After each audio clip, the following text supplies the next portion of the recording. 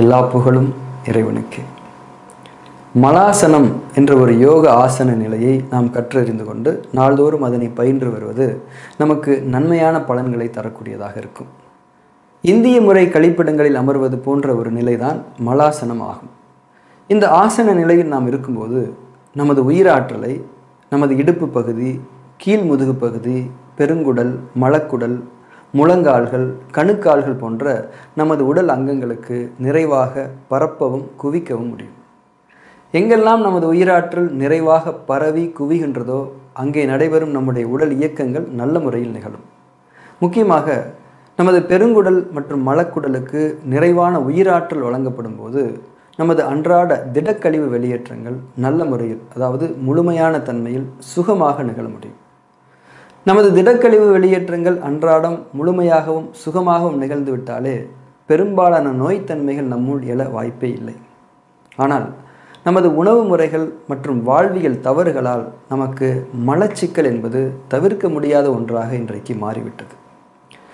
பசித்த பின்னர் மட்டுமே சாப்பிடுதல், உணவை பொறுமையாக மென்று சுவைத்து உமிழ்நீரில் கலந்து சாப்பிடுதல், இனிப்பு, காரம் மற்றும் புளிப்பு சுவைகளில் மிதமான தன்மைகளை மேற்கொள்ளுதல், அன்றாடம் பழங்கள் மற்றும் காய்கறிகள் சாப்பிடுதல், தண்ணீர், மோர் உள்ளிட்ட திரவ ஆகாரங்களை தேவைக்கேற்ப சரியான தன்மைகளில் எடுத்துக்கொண்டு நமது உடலின் நீர் சமநிலையை பேணிக்கொள்ளுதல், இரவு உணவை எளிமையாகவும் இரவு 8 மணிக்கு முன்னதாகவுமே எடுத்துக்கொள்ளுதல், முறையான இரவு தூக்கம், இன்னும் அழுத்தங்களும் பரபரப்பும் இல்லாத சமாதானமான மனநிலை ஆகியவைகளே மலச்சிக்கல் இல்லாத ஆரோக்கிய வாழ்விற்கான முதன்மையான மற்றும் அவசியமான அடிப்படைகளாகும்.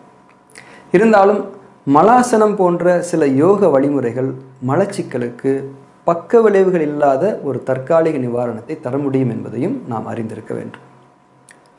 நமது உடலுக்குள் சுற்று பெற்று கொண்டிருக்கும் நம்முடைய உயிராற்றல் நமது அசைவுகள் மற்றும் இயக்கங்களுக்கு ஏற்ப, மிக முக்கியமாக நமது உடலின் உள் சூழலில் நம்முடைய உள்ளுறுப்புகளின் இயக்க தேவைகளுக்கு ஏற்ப அதற்குரிய சரியான இடங்களில் குவிய வேண்டும்.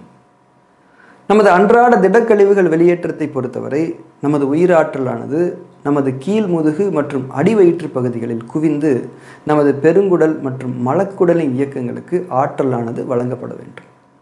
ஆனால் மேற்சொன்ன நமது உணவு முறை மற்றும் வாழ்வியல் தவறுகளால் நமது உயிராற்றலின் அளவு, தரம், வெப்ப சமநிலை, பரவல் மற்றும் குவிதலில் குறைபாடுகள் ஏற்படும் போது நமது பெருங்குடல் மற்றும் மலக்குடலுக்கு போதுமான ஆற்றல் கிடைக்காமல் அதன் திடக்கழிவு வெளியேற்ற பணி பாதிக்கப்பட்டு நமக்கு மலச்சிக்கல் உருவாகின்றது. இதுபோன்ற நேரங்களில் மலாசன நிலையில் நம்மை இருத்தி கொள்ளும்போது நமது உயிராற்றலின் குவிப்பை நமது பெருங்குடலுக்கு நாம் சற்றே நிறைவாக வழங்க முடியும். நமது பல்வேறு விதமான உடல் இருக்கை நிலைகள் நமது உயிராற்றலின் பரவல் மற்றும் குவிதலில் தேவையான நல்ல மாற்றங்களை தற்காலிகமாக நம்முள் உருவாக்க முடியும் என்பதை நாம் அறிந்து கொள்ள வேண்டும். இதுதான் யோக ஆசனங்கள் குறித்த ஒரு பொதுவான மருத்துவ புரிதல்.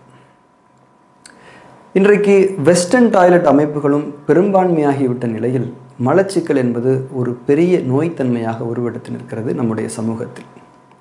வெஸ்டர்ன் டாய்லெட் அமைப்பு உங்கள் வீடுகளில் இருந்தாலும் அதில் அமர்வதற்கு முன்னால் சில நிமிடங்கள் மலாசன நிலையில் உங்களை அமர்த்தி கொள்ள பழகுங்கள். பொதுவாகவே காலையில் சில நிமிடங்கள் மலாசன நிலையில் அமர்வது மலச்சிக்கலுக்கான நிவாரணத்தை தாண்டி நமது முழங்கால்கள், இடுப்பு பகுதிகள் மற்றும் கணுக்கால்களுக்கு உறுதியளிக்கவும் உதவும். ஆனால் கீழ் முதுகு, முழங்கால், இடுப்பு, கணுக்கால் போன்ற பகுதிகளில் வலிகள், பலகீனங்கள் இருப்பவர்கள், அறுவை சிகிச்சைகள் செய்திருப்பவர்கள் இந்த ஆசனத்தை கண்டிப்பாக தவிர்க்க வேண்டும் அல்லது சரியான யோக ஆசிரியரின் வழிகாட்டுதலின்படி நடந்து கொள்ள வேண்டும். முக்கியமாக கர்ப்பிணிகளுக்கு இந்த ஆசனம் நல்ல பலன்களை தரவல்லது. ஆனாலும் அவர்களும் சரியான யோக ஆசிரியர் மற்றும் மருத்துவ வழிகாட்டுதலின்படியே நடந்து கொள்ள வேண்டும்.